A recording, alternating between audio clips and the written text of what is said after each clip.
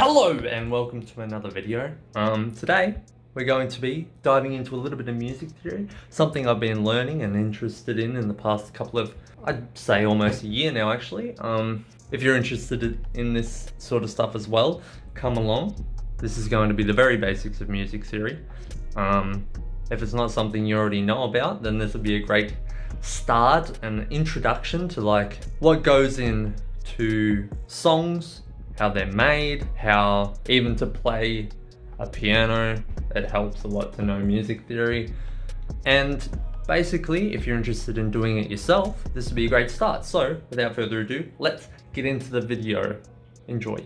So getting straight into this, we have a keyboard. And you obviously have white keys and black keys. And the white keys are normal notes ranging from C at the root and B at the end. Now these black keys are called sharp or flat notes, and they range in between C, D and E, F, G, A and B.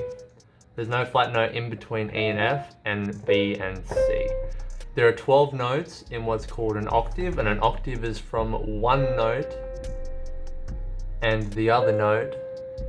That is an entire set of notes again. So this goes from C to B to C again. So this and this note are the same an octave up, which means the whole scale of notes repeat.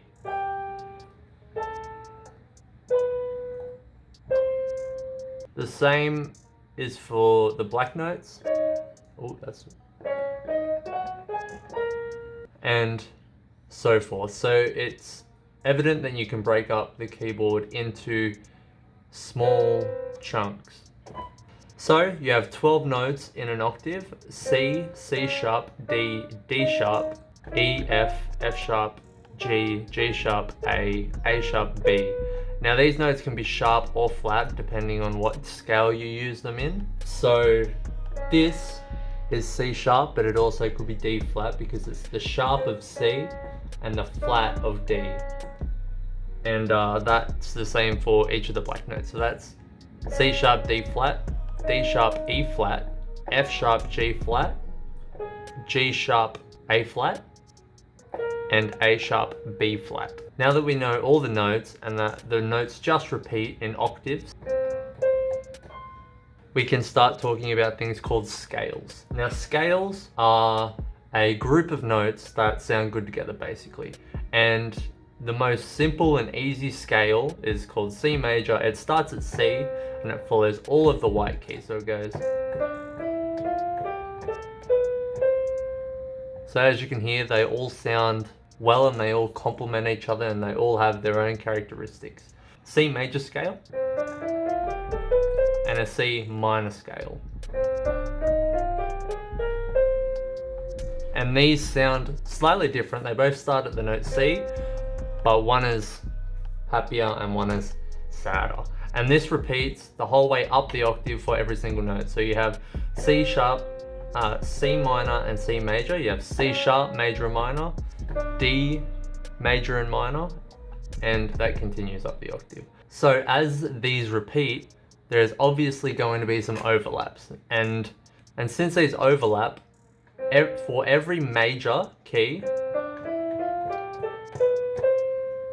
there is a coexisting minor key.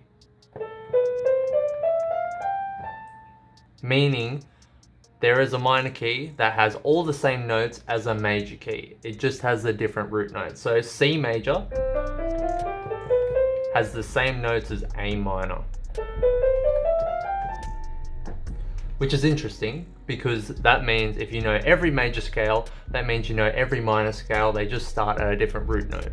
Because you only have 7 notes inside a major scale, there is 7 notes inside a minor scale, there is 7 notes. And a major scale goes whole step, whole step, whole step, half step, whole step, whole step, whole step, half step. And a minor scale is just the same but in a different order. So it's whole step, half step, whole step, whole step, half step, whole step, whole step. Now that we've discussed scales, we know that every note inside a specific scale works with each other. Now this isn't a concrete rule, as music doesn't really have any rules, but it's a great foundation to build off. So if we stay in the scale of C major, we know that all the notes, no matter which order you play them in, they still sort of sound like they belong to each other. And this is where something called chords come in. And you probably heard the term chords before, but all that means is two or more notes being played at the same time. And that is a C major chord. And generally how you construct basic chords called triads is you play a note in the scale, you skip a note, and then you play the next note, and then you skip another note and you play the next note. And that's a C major chord. And there are things called C major 7 or A major 7, like whatever chord it is, there are 7th and 9th degrees, and all that means is the first note in the scale is a 1, which is the C, second is the D, third is the E, fourth is the F, fifth is the G, right? So you play the first, the third, and the fifth as a C major triad. And if you want to play a C major 7, you play the first, the third, the fifth, and the 7th. So that's a C major 7 chord. And if you want to play a C major 9, you just add the 9th. So my hands aren't really big enough, but it's like this. And that's basically how chords are built. You play a note, you skip a note in the scale, play the next one, skip a note, play the next one. Now there are a more complex version of this called inversions and stuff like that, but we'll get to that in a minute. So if you have a C major chord, it's not very interesting by itself. So what you can do is you can play the bass note to give it a little bit more width, a little bit more depth, make it sound a little bit more full. And you can play them an octave apart. Again, more depth, more fun, as you could say. And this leads us on to the next part, which is chord progressions. Now, every song, most songs in modern music, modern Western music, has a chord progression, generally with 4 chords. And these 4 chords can be repeated throughout the entire song, and that's pretty much the backbone of your song. So if you put chords in the scale, one after each other, any 4 arrangement of chords, you can make a progression. And some simple ones, like Hello by Adele goes like this: E, G, D, C. And that's basically what repeats throughout the whole song. Now, something I forgot to mention when we were talking about scales is there are both major and minor chords within each scale, because there is a major and minor scale that use the same chords, right? So if a C major scale sounds happy and an A minor scale sounds more sad, then obviously there's going to be chords within each scale that sound both happy and sad. So for instance, in your C major scale, a C major chord sounds happy and bright, whereas a D minor chord in the C major scale sounds sad. And that repeats the whole way up the octave. So it's happy, sad, sad, happy, happy, sad. And then there's what's called a diminished chord right at the end, which is something else altogether. It doesn't sound one or the other, basically.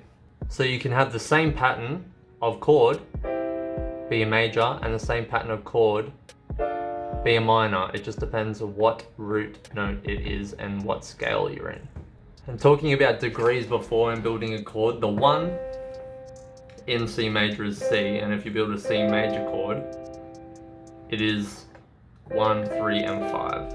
But if you want a C minor chord, you go to the minor scale and you take the middle note a half step down and you produce the C minor chord, which is much sadder, much more intense than the major. So you can have the same root note in both major and a minor chord. So you got major, and minor chord, and that's the same for every single note. You can have a E minor, E major, D minor, D major chords. Like, you just move that half step, move that middle note a half step up or down depending on where you are and where you want to go. Now this is tricky because not all major and minor chords obviously fit in one scale. So you can't have, for instance, a D minor and a D major chord in the same progression. Generally, you can make these things work if you borrow chords from different scales and stuff like that, but generally speaking, because these two are a half step away, you can't have these chords in the same progression. So when we're talking about inversions, to make your chords a little more interesting, you can shift the notes around in any chord to make it sound great, as long as it fits inside the scale, right? So you've got a C major chord, and you can invert the third an octave up and play it like this, which makes it sound a little different, a little better depending on your ear, depending on the song, depending on it just takes up more space in the frequency range. There's more higher notes, there's more lower notes, and it just sounds fuller. So if you play this,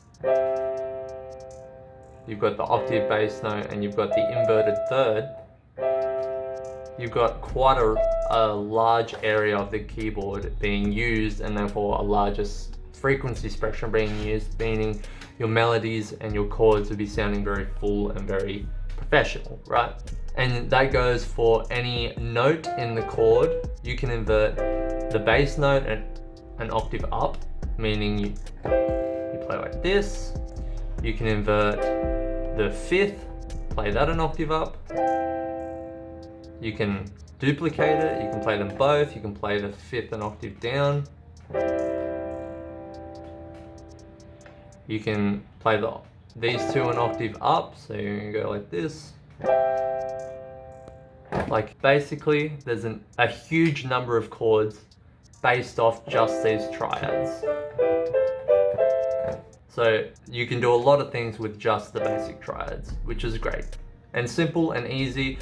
If you've got a chord progression that you like, just try around, play around with a few inversions and see if you can get it sounding better. Like for instance, if we took that hello chord progression from earlier,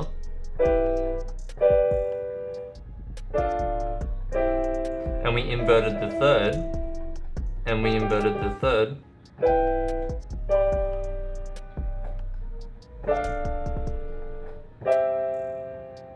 I might have played that wrong, and I'm not very good at playing piano, but that's the basic idea behind it. Now, once you've got a chord progression, you can add a melody on top and, make a song. So you can have a chord, and generally, notes on top of chords create the melody. Obviously, you can create a melody inside a chord, but generally it's on top, an octave above, so that the frequencies are again spaced and you can distinctly hear the difference between the two, and it's easier to listen to each one. Generally, when you're writing a melody on top of chords, it's a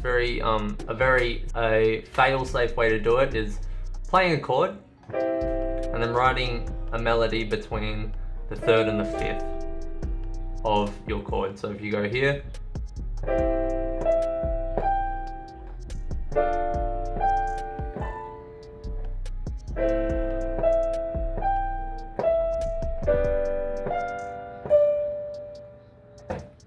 it sounds great, it sounds resolving, and it sounds great. So that's going to cover everything. Thanks for watching. I hope you learned something. I had great fun making this video.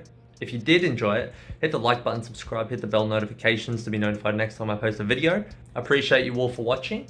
Check out my Twitch and my music channel down below in the description. And if you have any questions or any other music theory knowledge that you know of, put it down in the comment section. I appreciate you all for watching, and peace out.